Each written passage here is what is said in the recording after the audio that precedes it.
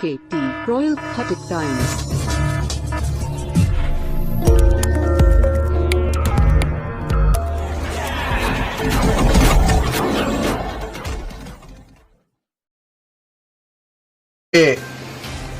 PM Shri Narendra Modi ji और CM Shri Arvind Kejriwal ji को मेरा हाथ जोड़ करके नमस्कार, और सभी मेरे प्यारे मित्रों को, सारथी भाइयों को मेरा हाथ जोड़ करके नमस्कार।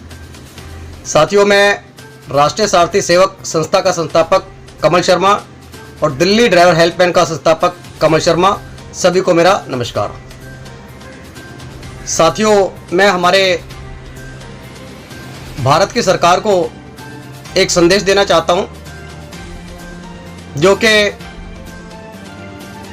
काफ़ी समय से हम लोग जिस दुविधा में, जिस संकट में हम लोग फंसे हुए हैं, हमारे बहुत से सारथी भाई बहुत सी मुश्किलों का सामना कर रहे हैं। चाहे उसमें सिंगल गाड़ी के मालिक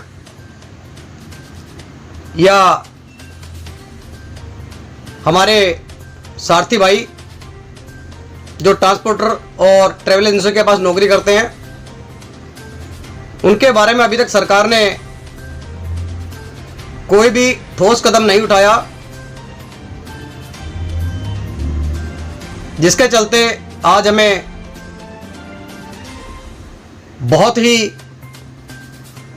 शर्मिंदगी भी महसूस हो रही है, साथ में अपने आप के ऊपर आत्म ग्लानि भी महसूस हो रही है कि या तो हमें सरकार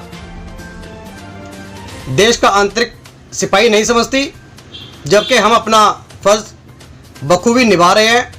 जैसे हमें निर्देश दिए गए अपने घरों में रह करके कानून का पालन करना और नियम और कायदों में रहना। मैं अपनी सरकार से ये पूछना चाहता हूं कि आपने डीजल के रेट बढ़ाए, पेट्रोल के रेट बढ़ाए, लेकिन आपने अपना रेवेन्यू देखा, हमारे सारथी भाइयों के बारे में क्यों नहीं सोचा कि आज हमारे ड्राइवर भाई कैसे वो गुजारा करेंगे। आपने प्राइवेट गाड़ियों को परमिशन दी, चाहे वो दिल्ली में हो चाहे अन्य राज्यों में,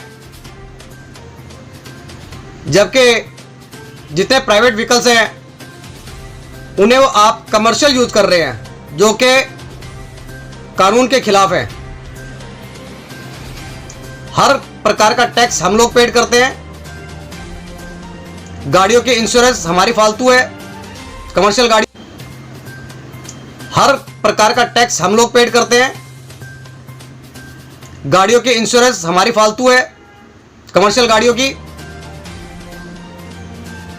जितने शोषण होते हैं वो हमारे साथ होते हैं, लेकिन उसके बावजूद भी आप प्राइवेट गाड़ियों को महत्व देते हैं। मैं सरकार से अपील करना चाहता हूं कि सरकार या तो जल्द ही हमारी सुनवाई करे, अन्यथा आने वाले टाइम में लॉकडाउन खुलते ही मैं आपसे बकायदा राइटिंग लेटर में लिख करके आपसे अपनी आत्महत्या की परमिशन मांगता हूं, और लॉकडाउन खुलने के बाद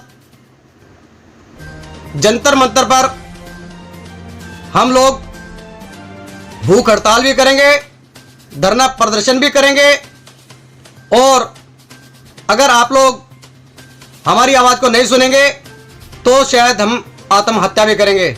लेकिन इस चीज़ की मैं अपनी गारंटी लेता हूं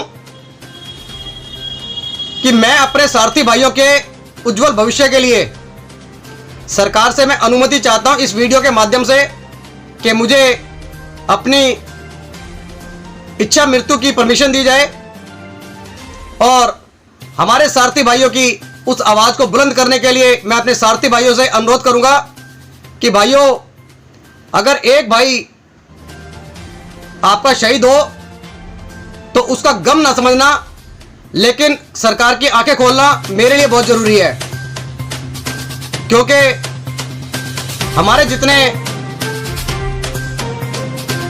यंग ब्लड चालक भाई, हम लोगों की तो उम्र गुजर रही है, लेकिन उन भाइयों का क्या होगा, उन सारथी भाइयों का क्या होगा। राजस्थान बॉर्डर पर आज इतना हाहाकार मचा हुआ है, प्रशासन उन्हें डंडों से मार रहा है। ये कहां का इंसाफ है। हमारे ट्रक वाले साथी भाई जो कि दिन रात एक राज्य से दूसरे राज्य में राशन, सब्जी, कच्चा माल एक राज्य से दूसरे राज्य में पहुंचा रहे हैं, लेकिन आप लोगों ने कहीं भी उन्हें सम्मान का दर्जा नहीं दिया। तो मैं आपसे हाथ जोड़ कर गुजारिश करता हूं, मेरी इस इच्छा मृत्यु को स्वीकृति दें और आने वाले समय में आप हमारे जितने चालक भाई हैं उनका हर प्रकार का टैक्स हम लोग पेड करते हैं। गाड़ियों की इंश्योरेंस हमारी फालतू है, कमर्शियल गाड़ियों की। जितने शोषण होते हैं वो हमारे साथ होते हैं, लेकिन उसके बावजूद भी आप प्राइवेट गाड़ियों को महत्व देते हैं। मैं सरकार से अपील करना चाहता हूं कि सरकार या तो जल्द ही हमारी सुनवाई करे, अन्यथा आने वाले टाइम में लॉकडाउन खुलते ही मैं आपसे बकायदा राइटिंग लेटर में लिख करके आपसे अपनी आत्महत्या की परमिशन मांगता हूं। और लॉकडाउन खुलने के बाद जंतर मंतर पर हम लोग भूख हड़ताल भी करेंगे, धरना प्रदर्शन भी करेंगे, और अगर आप लोग हमारी आवाज को नहीं सुनेंगे तो शायद हम आत्महत्या भी करेंगे। लेकिन इस चीज की मैं अपनी गारंटी लेता हूं कि मैं अपने सारथी भाइयों के उज्जवल भविष्य के लिए सरकार से मैं अनुमति चाहता हूं इस वीडियो के माध्यम से कि मुझे अपनी इच्छा मृत्यु की परमिशन दी जाए, और हमारे सारथी भाइयों की उस आवाज को बुलंद करने के लिए मैं अपने सारथी भाइयों से अनुरोध करूंगा कि भाइयों, अगर एक भाई आपका शहीद हो तो उसका गम ना समझना, लेकिन सरकार की आंखें खोलना मेरे लिए बहुत जरूरी है। क्योंकि हमारे जितने यंग ब्लड चालक भाई, हम लोगों की तो उम्र गुजर रही है, लेकिन उन भाइयों का क्या होगा, उन सारथी भाइयों का क्या होगा। राजस्थान बॉर्डर पर आज इतना हाहाकार मचा हुआ है, प्रशासन उन्हें डंडों से मार रहा है। यह कहां का इंसाफ है। हमारे ट्रक वाले साथी भाई जो कि दिन रात एक राज्य से दूसरे राज्य में राशन, सब्जी, कच्चा माल एक राज्य से दूसरे राज्य में पहुंचा रहे हैं, लेकिन आप लोगों ने कहीं भी उन्हें सम्मान का दर्जा नहीं दिया। तो मैं आपसे हाथ जोड़ कर गुजारिश करता हूं, मेरी इस इच्छा मृत्यु को स्वीकृति दें और आने वाले समय में आप हमारे जितने चालक भाई हैं उनका आप